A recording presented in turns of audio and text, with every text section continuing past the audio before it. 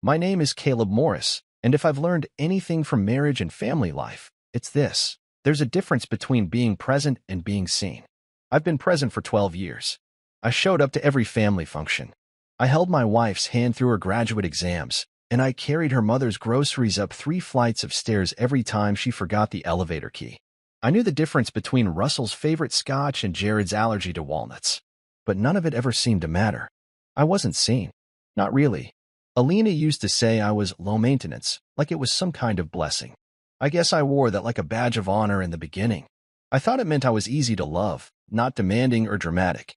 I thought it meant I was the calm in her whirlwind world. She was a hurricane, sharp, ambitious, glowing in any room she walked into, and I was her steady ground.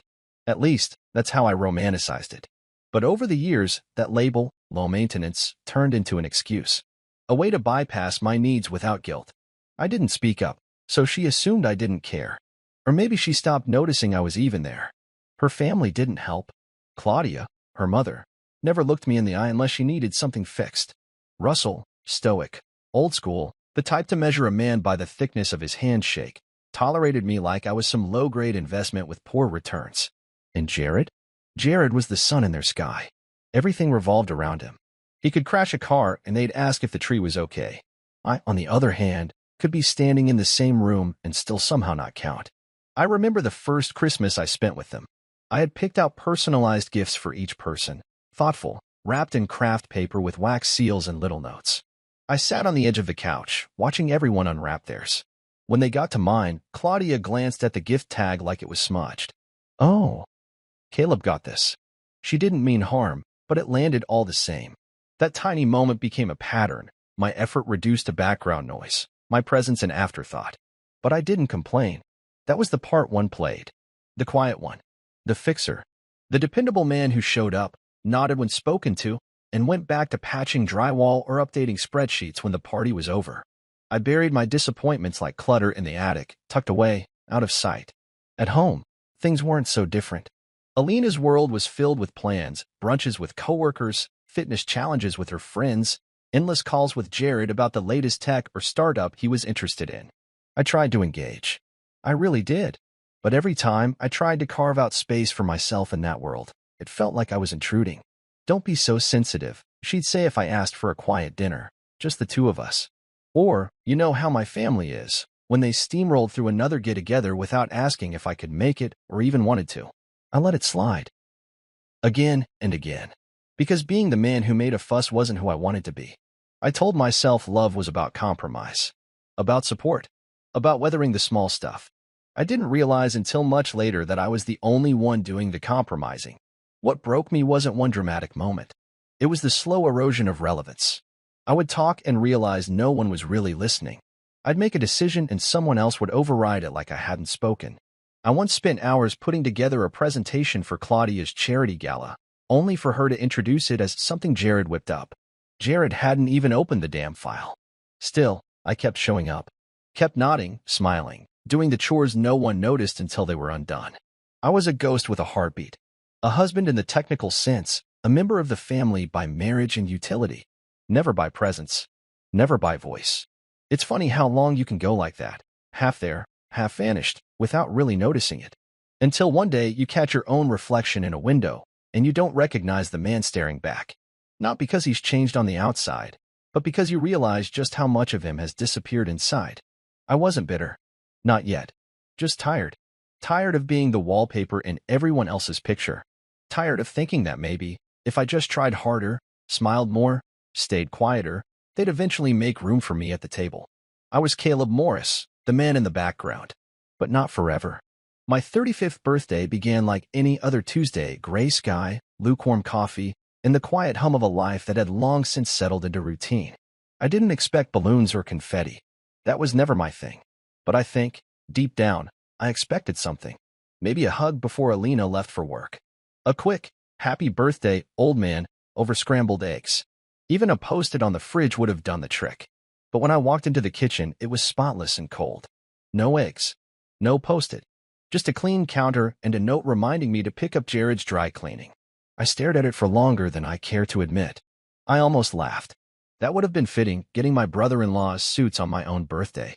But I didn't laugh. I crumpled the note and shoved it in my back pocket. Alina wasn't home. She had an early meeting, apparently. I poured myself some cereal and scrolled through my messages. Work notifications. Spam. A birthday text from Ruben, the kind of friend who never forgets the little things. Nothing from Alina. Nothing from her parents.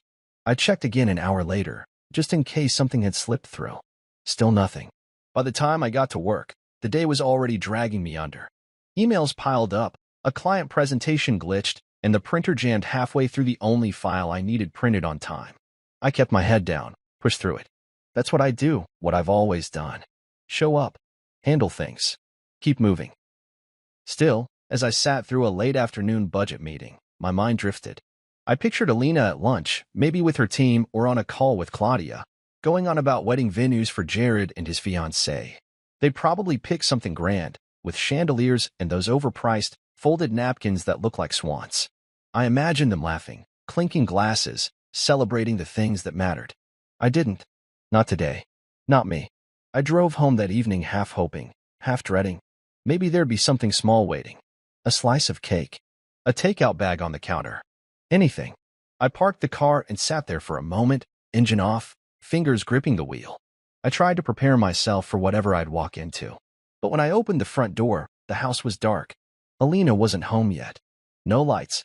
No smell of dinner. Just silence. I stood in the entryway, staring into the living room. I kicked off my shoes and headed to the kitchen. The fridge was as empty as the air. No cake. Not even leftovers. There was a stack of unopened mail and a pink sticky note on the microwave. Jared again. Something about our SVP for his engagement party. I didn't eat. I wasn't hungry. I just went upstairs, showered, and sat on the edge of our bed, toweling off and staring at the blank TV screen. I could hear the faint hum of the world outside, cars, distant sirens, laughter from a neighbor's yard. Life happening. Just not here. Alina got home around 10. She walked in like it was any other night. No fanfare. No mention of the date. She kissed the top of my head in passing and asked if I'd taken care of the dry cleaning. I said I had. She mumbled, thanks, and walked into the bathroom. I sat there, stunned by how easy it was for her to forget. How easy it was to let this day come and go without even a nod. Not because I wanted gifts or a fancy dinner, but because I had spent the last 11 years celebrating her. Remembering. Making space. Planning. Every birthday, anniversary, promotion, I was there. With notes, with gestures, with time. And tonight, I couldn't even get a sentence. I didn't say anything. What would have been the point? I brushed my teeth, changed into pajamas, and slid under the covers beside her. She scrolled on her phone, eyes flicking with the soft blue glow as she texted God knows who about God knows what. Probably Jared. Maybe her boss. I turned my back to her and closed my eyes. The ache didn't hit like a knife. It settled in like weight. A slow, sinking heaviness that clung to my ribs and made every breath feel a little tighter. I told myself it was okay, that we were adults, that birthdays weren't supposed to matter anymore. But I was lying, because it did matter. Not the celebration, but the fact that she didn't think I deserved one. Or worse, that I didn't need one. The rest of the week blurred. Work, chores, lawn care, tax paperwork. It all passed in a silent loop. Alina never brought it up. I never mentioned it either. And that silence between us? It started growing legs, slipping into places we hadn't expected. Our conversations thinned out. Our smiles got shorter. Something had shifted. I didn't know it then, but that ache, that small fracture from one missed birthday, wasn't going to fade. It was going to multiply. It was the kind of discovery that doesn't come with sound. Just a stillness. A pause in the chest. Like your lungs forget how to work because your brain is scrambling to convince you it isn't real. That was me, sitting on the edge of the couch on a lazy Thursday night, phone in hand, scrolling through Instagram the way people do when they're trying to pretend their life isn't a slow bleed. I hadn't meant to snoop. I wasn't even looking for anything. I'd just gotten home from another long shift at the firm, kicked off my shoes, and let muscle memory carry me into the mindless ritual of swiping through stories and reels. But then I saw Marissa's name pop up, Alina's cousin. The queen of oversharing. She posted everything.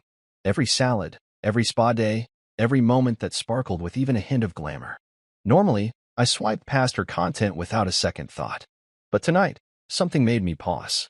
Family dinner last week blew hearts so much love and laughter. The caption read, resting beneath a carousel of photos that took a second too long to load on my screen. The first picture was harmless. Jared, grinning like he always does when the room is orbiting around him, lifting a glass of champagne. Claudia and Russell stood behind him, mid-laugh. The second photo widened the lens, more people, more smiles, a full spread of food on that familiar oak dining table at the Whitmore house. Alina was there too, her hand on Jared's shoulder, her other arm looped with her mother's. Everyone looked so happy. I clicked to the third image, and that's when it hit me.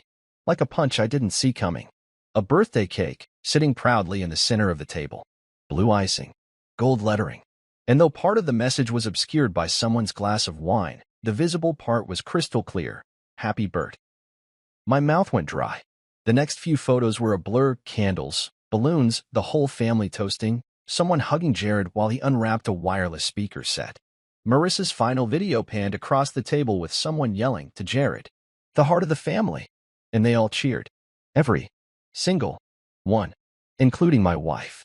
My jaw clenched as I stared at the screen, thumb trembling slightly over the edge of my phone. I wasn't just forgotten. I was excluded. My birthday had been 3 days before that dinner. 3 days. And I got nothing. No call. No candle. Not even a half-hearted slice of cake from the fridge. But Jared? Jared got a celebration. A banner. A whole damn night. I clicked back to the beginning and watched it again. Slower this time. Looking for signs. Was I mistaken? Could it have been an old photo dump? But no.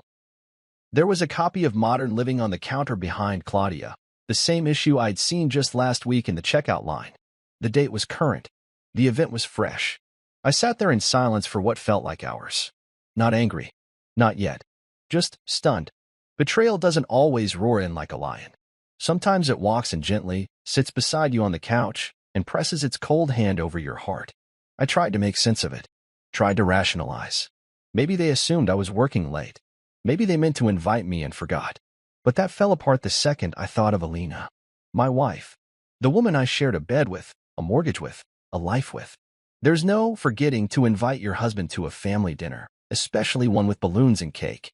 Especially when you skipped his birthday 3 days prior. No, this wasn't a mistake.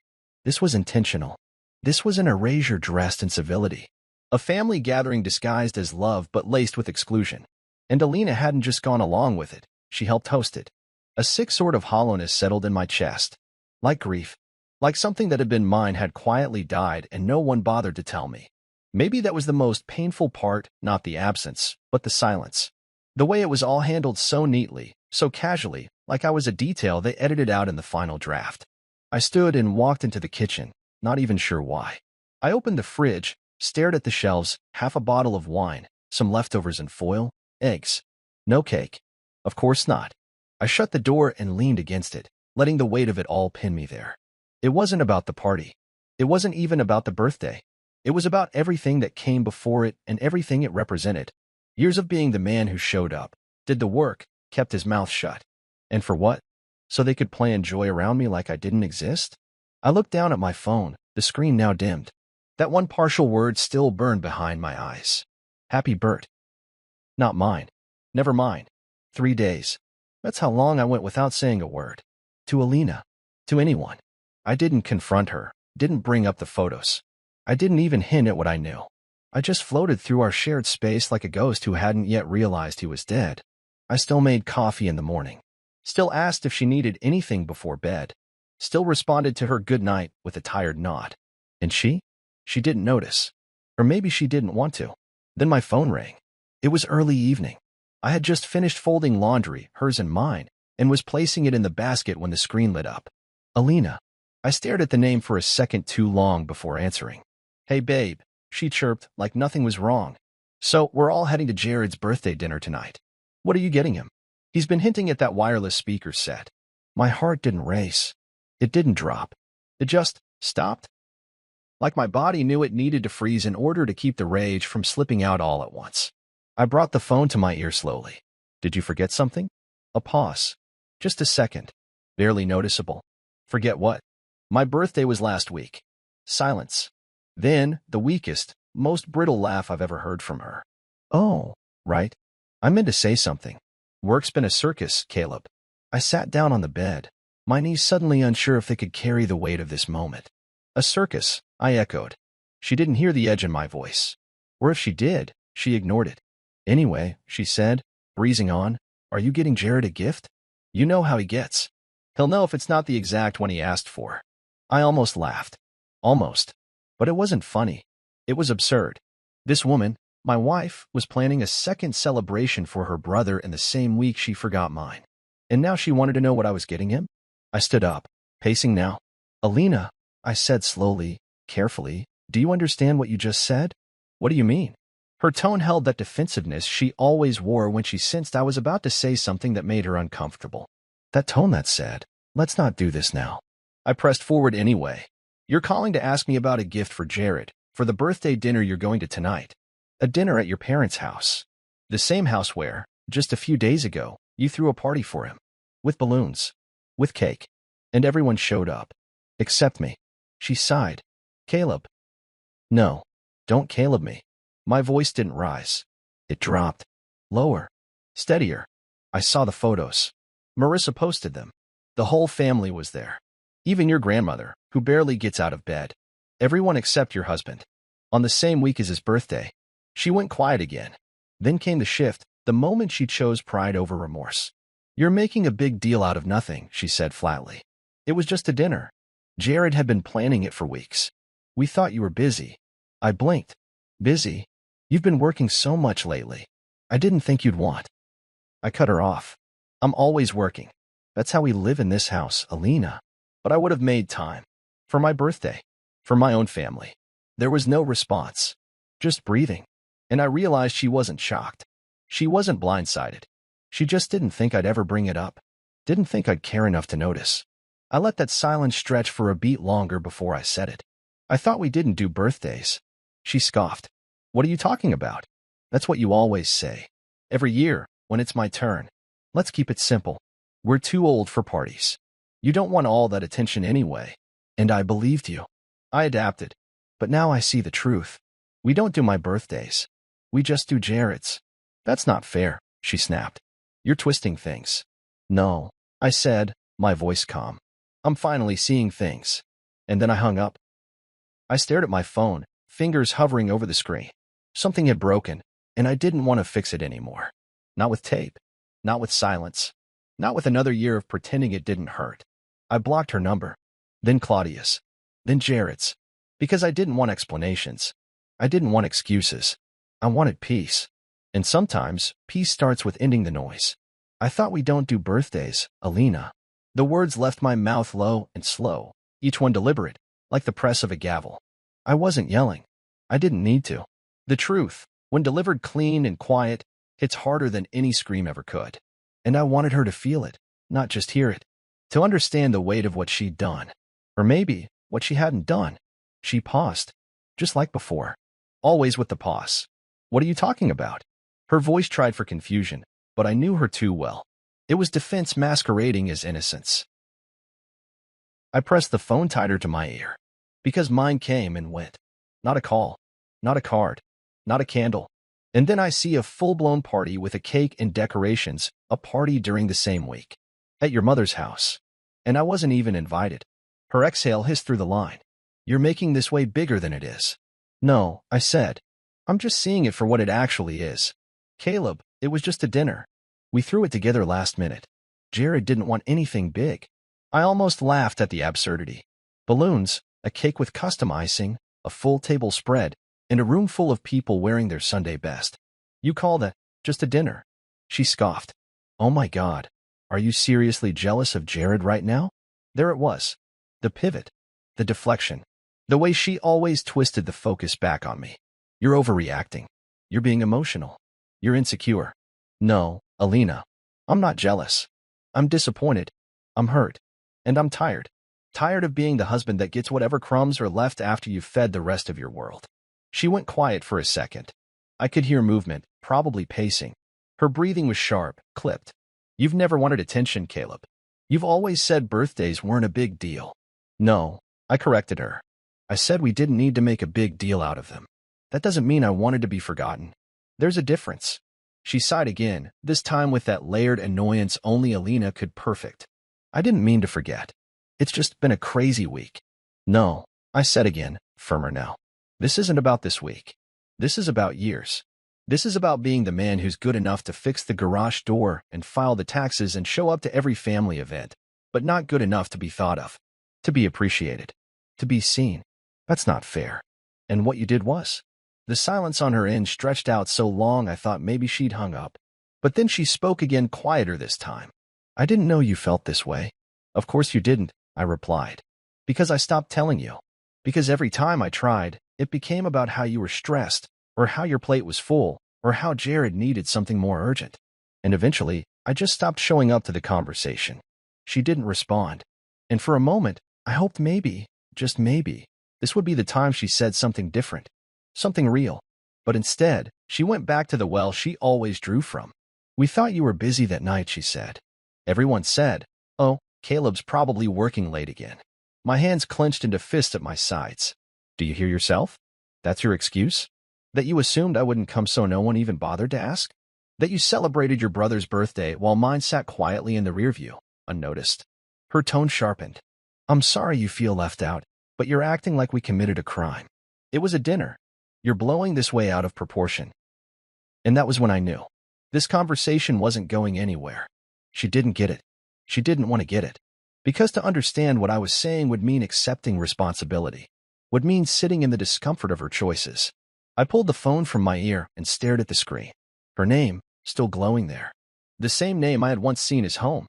I took one long breath and brought the phone back to my ear. I'm done, I said. Not with the marriage. Not with the life we've built. Not yet. But I'm done pretending this doesn't hurt. I'm done swallowing it. I'm done being the easy one, the quiet one, the afterthought. Caleb. I didn't let her finish. I need space. Starting now. And I ended the call. No slam. No curse. Just finality. Then I opened my contacts and blocked her number. Not out of cruelty, but out of necessity. I needed quiet. Real quiet. Not the kind that comes from being ignored, but the kind you choose for yourself when your spirit's been too loud with pain for too long. Then I blocked Claudia. Then Jared.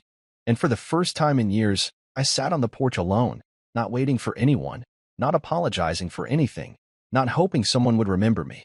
I just was. And it felt like breathing again. The backlash hit faster than I expected.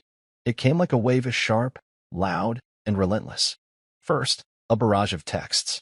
Claudia was the first to break the silence I'd asked for. Caleb, how dare you block your wife, she wrote. You're behaving like a child. Alina has enough on her plate without dealing with your dramatics.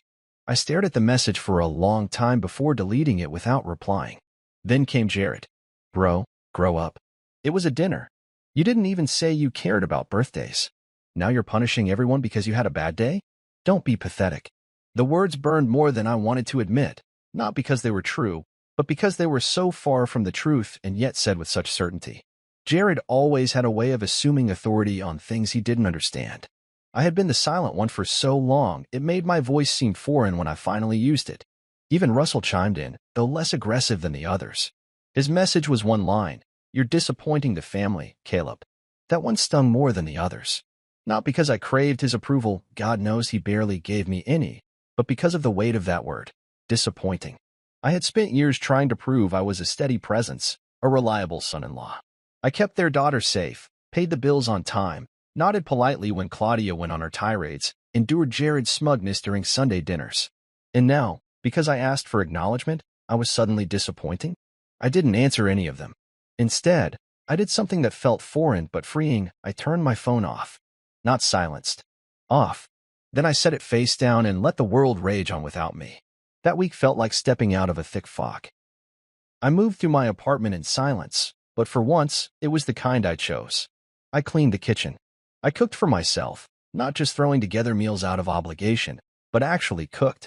I slept with the window open, letting the city sounds lull me to sleep.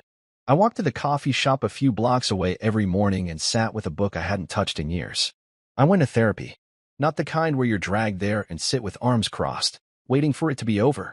No, I chose it. I found a local practice, booked a session, and sat across from a woman named Vanessa with kind eyes and the patience of someone who'd heard 1,000 different versions of the same kind of pain. And when she asked me, why now? I didn't even hesitate. Because I've been erased slowly, And I didn't realize how complete it had become until someone asked me to celebrate the man who replaced me in my own life. She nodded, like she understood.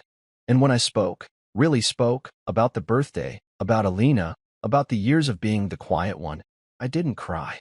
I didn't rage. I just let it out, like exhaling after holding my breath underwater too long. After the session, I reached out to one person. Ruben.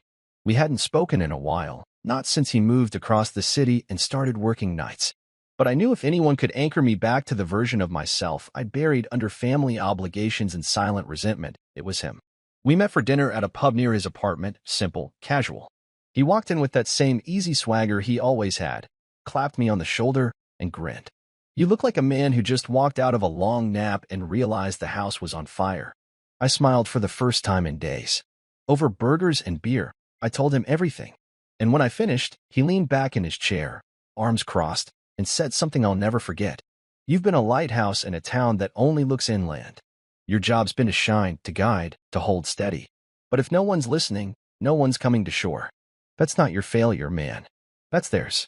You're allowed to stop shining for people who never intended to find you. I didn't respond right away. I just let it sink in. He was right. For so long, I thought being strong meant being invisible. That love meant being quiet. That family meant endurance. But maybe strength was speaking up. Maybe love included being seen. And maybe family, real family, didn't ask you to disappear to make room for their favorites. I left that dinner feeling different. Not healed, but aligned. And with that came clarity. This wasn't just about a birthday. It was about years of silence that hadn't protected me. They had erased me. And I wasn't going to be erased anymore. The knock came on a rainy Thursday afternoon, 2 months after I had walked away from the Whitmores, blocked every number, and poured the pieces of my life into therapy, solitude, and slow healing. I wasn't expecting anyone. My doorbell hadn't rung in weeks. And in that silence, I had grown comfortable. I wasn't hiding. I was simply reclaiming space I had long been pushed out of. I had just set down a mug of chamomile tea and pulled a blanket over my lap when the knock echoed again, firmer this time. Not urgent, not angry, just present. Like whoever was on the other side knew they didn't belong here anymore, but came anyway. I opened the door cautiously, prepared to see Alina, or worse, Claudia, armed with cutting remarks and unsolicited forgiveness. But it wasn't them. It was Grandma Loretta. She stood beneath a soft drizzle, a pale blue shawl draped over her shoulders, her walker positioned squarely in front of her. Her cheeks were pink from the wind, and her eyes, those wise, clear eyes, met mine without flinching. "May I come in, Caleb?" she asked gently. I stepped aside wordlessly and watched as she navigated the threshold like she had 100 times before. Only this time, she wasn't entering as a matriarch of the family. She was entering as something else entirely, someone who saw me. She made her way to the couch, settled in slowly, then let out a soft sigh as she adjusted the shawl over her arms. "You have a beautiful quiet here," she murmured. I poured her a cup of tea without asking, placed it gently on the coffee table, and sat across from her. I wasn't expecting anyone. "I know," she said, but I couldn't stay silent anymore. Not after what happened. I didn't respond. I didn't have to. The silence between us was heavy, but it wasn't empty. "I was at that dinner," she began, her voice low measured. "The one for Jared." I nodded slowly. "I asked where you were," she continued, hands folded in her lap. "They told me you were traveling for work, that you sent your love." I looked down at the rug, a bitter laugh nearly escaping. "Of course they did. I believed them," she said. "At first. But the moment I looked around that table, I felt something was off. Not because you weren't there, but because no one seemed to miss you." Her words hung in the air like thick fog. "I've been watching for years," she added, "watching the way they treat you like wallpaper. Useful, present, but never really seen. That dinner wasn't just a party.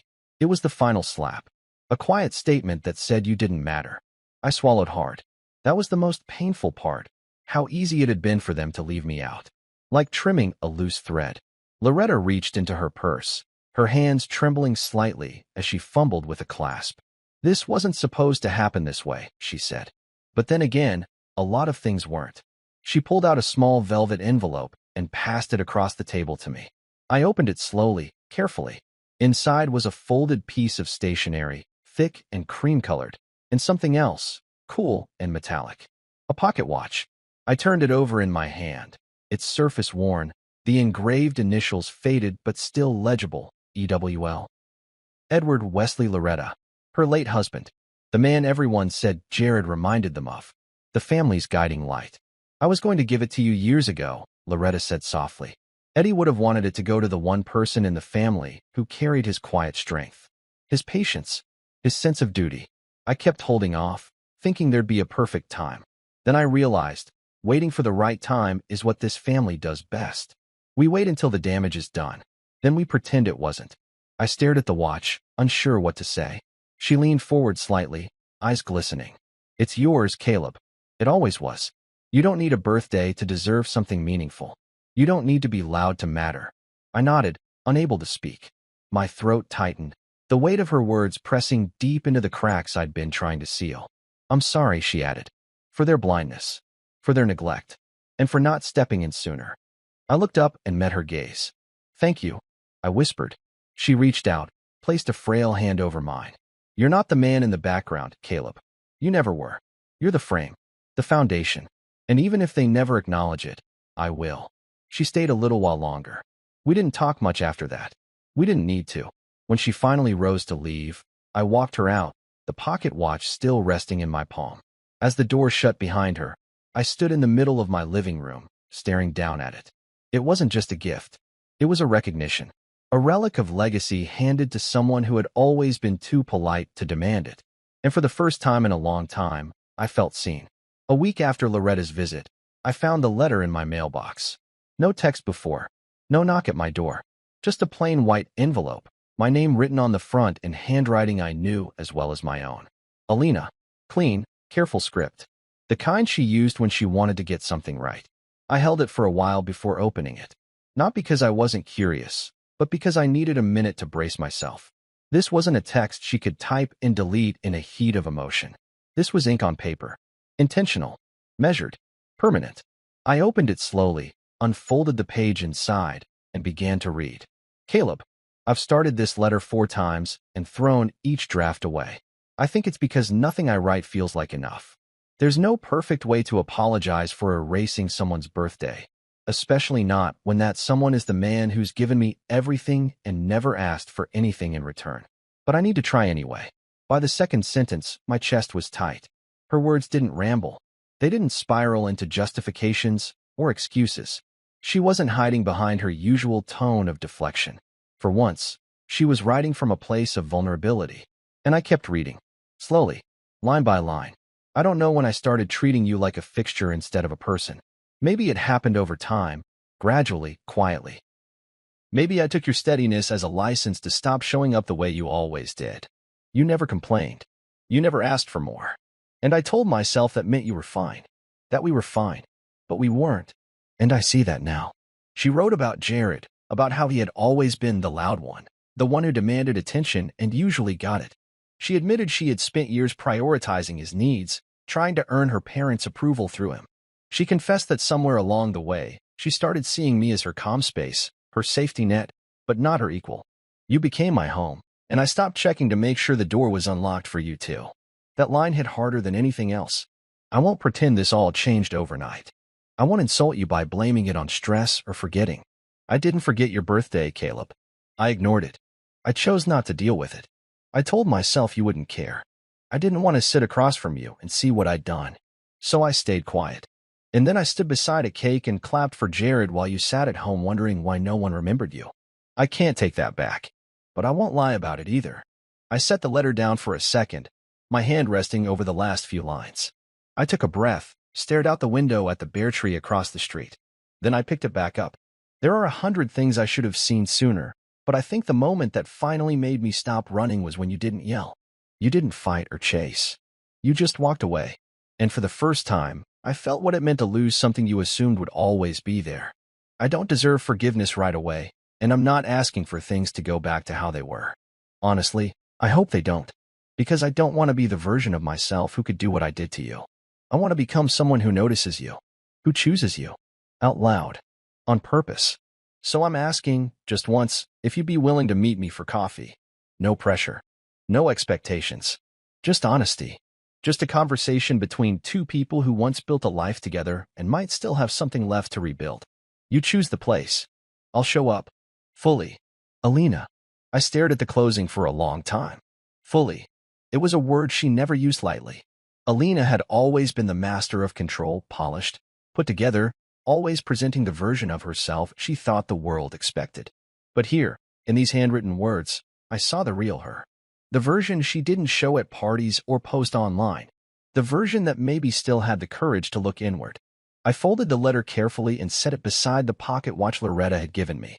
2 unexpected offerings. 2 moments of truth. I didn't respond right away. I let it sit with me for a few days.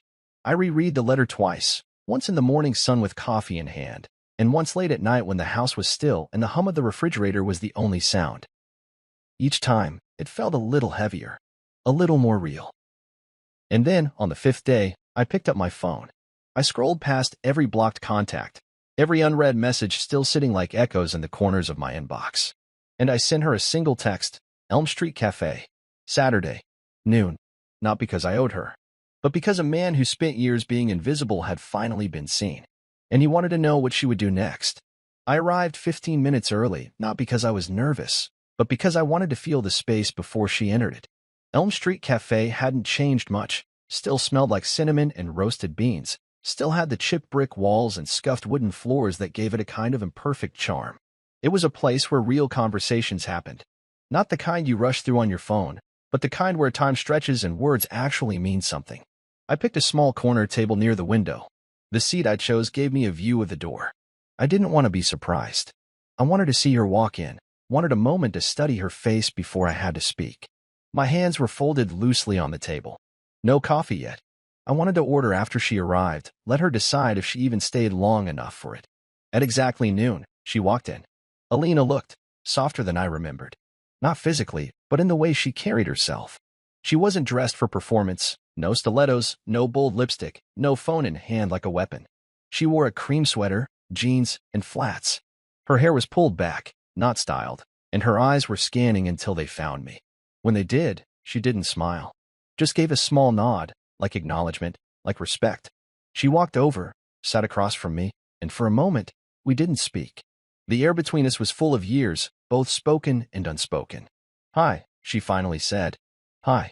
I wasn't sure you'd show," she admitted. "I wasn't sure you'd come," I said back. A crooked smile played on her lips for half a second before fading. "Can I order something? Or—" "Of course," I said. "Go ahead." She stood, went to the counter, and returned with a mug of chamomile tea and a slice of banana bread. She remembered what I liked, and I wasn't sure how I felt about that. When she sat again, she looked at me carefully. "Thank you. For coming. I mean that." I nodded. "You said you wanted honesty. That starts with showing up." She sipped her tea, then wrapped both hands around the mug like she was grounding herself. "I've been thinking about how to start this. I rehearsed 100 different openings, but I think the only right one is, I'm sorry." I let the words sit. Let them breathe. "For what, exactly?" I asked. Her eyes didn't flinch. "For choosing to ignore your birthday. For standing next to a cake and pretending it wasn't built on someone else's pain. For making you invisible, not just that day, but for years. And for letting myself believe that your silence meant you were okay." I studied her. Not with anger. Just with curiosity. She wasn't performing. She wasn't checking off boxes. She was telling the truth, or trying to. "Why?" I asked. "Why was it so easy to erase me?" She looked down at her cup. "Because it made life simpler. Because I've spent so much of my energy juggling my parents, Jared, work. I told myself you didn't need anything. That you were fine without attention. That if I just kept the other plate spinning, you'd stay upright. But I was never a plate," I said quietly. "I was your partner. And you treated me like a fixture. Like part of the furniture." She nodded slowly, shame creeping into the corners of her face. "I know. I see that now." There was a long pause. The cafe hummed around us with quiet conversations and the hiss of steamed milk. I didn't rush to fill the silence. Neither did she. Whose idea was it? I asked finally. The dinner. The decision not to include me. She looked up at me, and to her credit, didn't lie. "Mine," she said. "I told Mom you'd be too busy. That it would be awkward. That you wouldn't enjoy it anyway. And she just agreed." I looked down at the table, my fingers tracing a faded ring in the wood grain. "So it was easier to write me out than to face me." "Yes," she whispered. Because facing you meant seeing what I'd become. I let the weight of that settle. We talked for a long time after that. Not about everything. Not about forgiveness or moving back in or where we'd go from here. Just about the truth. About the rot that had taken root in our relationship. About the years I spent being the man behind the curtain. About the moments she felt like she was drowning and didn't know how to ask for help. It wasn't clean. It wasn't cathartic. But it was real. And real was more than we'd had in a long time. As she stood to leave, she hesitated. "I'm not asking you to come home," she said. "I just want to know if you think there's still something worth saving." I looked at her for a long beat. "I don't know," I said honestly, "but I think I'd like to find out." She nodded. No tears. No grand gestures. Just the smallest flicker of hope in her eyes. "Me too," she said. Then she walked out the door. And I stayed at the table, sipping my coffee, wondering for the first time in a long time if maybe the rebuild could be something stronger than what we lost. 6 months later, my birthday arrived again, but this time, it didn't sneak up on me like an unwanted reminder of everything I wasn't. It came softly, without dread, without the usual pit in my stomach. And 2 weeks before it, my phone buzzed with a message from Alina. No assumptions. No presumptions. Just a question. Would you be open to a small celebration? Just us, or the family if you're ready. You choose. Those 4 words, "you choose," meant more to me than anything she had said in our years of marriage. Because choice was something I hadn't felt in a long time. And now, standing at the threshold of 36, I finally had it. I thought about it for 2 days before responding. Not because I didn't know the answer, but because I wanted to be sure it was mine. And when I finally replied, I said, "A quiet dinner. Just a few people who've shown up." The night of my birthday, I drove to the restaurant by myself. It wasn't anything fancy, just a little bistro downtown with soft lighting and music low enough that you could hear yourself think. I arrived early again, like always, and asked for the corner booth. The host smiled and said, "They're already here." And when I turned the corner, I saw them. Ruben, raising his glass of water and mock toast the moment he saw me. Jessica, my colleague turned confidant, with her usual radiant grin and a gift bag tucked at her feet. Grandma Loretta, sitting proud and small in a cushioned chair, the pocket watch I now wore on my wrist reflecting softly under the light. There were a couple of other friends too, ones who had remembered every year, even when I hadn't wanted to talk about it. And Alina. She stood when I approached, wearing a simple navy dress and holding nothing in her hands. She didn't move toward me. She didn't hover. She just smiled, nervous, warm, present. "Happy birthday, Caleb," she said. I nodded, unsure how much I could offer back, but the words came easy. "Thank you." We took our seats. The dinner wasn't extravagant. No speeches. No forced conversations. Just good food, laughter that came naturally, and a steady feeling in my chest that this was what it should have felt like all along. Halfway through the meal, the server came out carrying a cake. It wasn't flashy. No fondant or gold flakes. Just chocolate, the way I liked it, with buttercream frosting and blue-piped lettering that read, "Happy birthday, Caleb." My name. My actual name. Not some vague inscription. Not a group chant that forgot to include me. Not a half-hearted cupcake on the counter at midnight. A real cake. For me. I didn't realize I'd stopped breathing until Ruben nudged me. "That smile's about 6 years overdue, man." I exhaled a laugh and nodded. "Yeah, it is." We took pictures. Not the kind you stage. The kind someone captures while you're laughing, mid-bite, or leaning over to whisper something to Grandma Loretta, who insisted on having decaf coffee at 8 p.m. because, in her words, what's left to lose? At one point, I caught Alina looking at me, not longingly, not sadly, but steadily. She wasn't expecting anything. She was just witnessing. And for once, I didn't feel the need to look away. After dessert, she asked if we could talk outside. I agreed. The others stayed behind, lingering over their drinks, while we stepped out into the cool night air. We stood by her car, the city lights casting a soft glow on her face. "Thank you for inviting me," she said. "I didn't invite you," I replied. "I just didn't uninvite you." She laughed once, a little sad. "Fair." I appreciated the message, I added after a beat. Asking, instead of assuming. That mattered. "I'm learning," she said. "I don't expect everything to go back to how it was." "Good," I said. Because how it wasn't working. She nodded slowly, the weight of that truth settling between us. "I'm still in therapy. Still trying to untangle the way I wrapped my identity around being needed by everyone but the one person who actually stood by me." I looked at her then, not with anger or longing, but with a kind of quiet clarity. That's your work to do, Alina. Not for me. For yourself. She smiled. I know. We didn't kiss. We didn't make promises. We just stood there for a moment. Two people who had once built a home together, now standing on separate foundations but facing each other with something resembling peace. When I walked back inside, everyone was still there. Laughing, talking, waiting. And for the first time in a long, long time, I didn't feel like a ghost in my own life. I had a seat at my table. My name was on the cake. And I didn't blow out the candles with a wish for things to change. Because this time, I already had what mattered: acknowledgement, respect, and the quiet, unwavering truth that I was no longer the man in the background. I was here, and I was seen.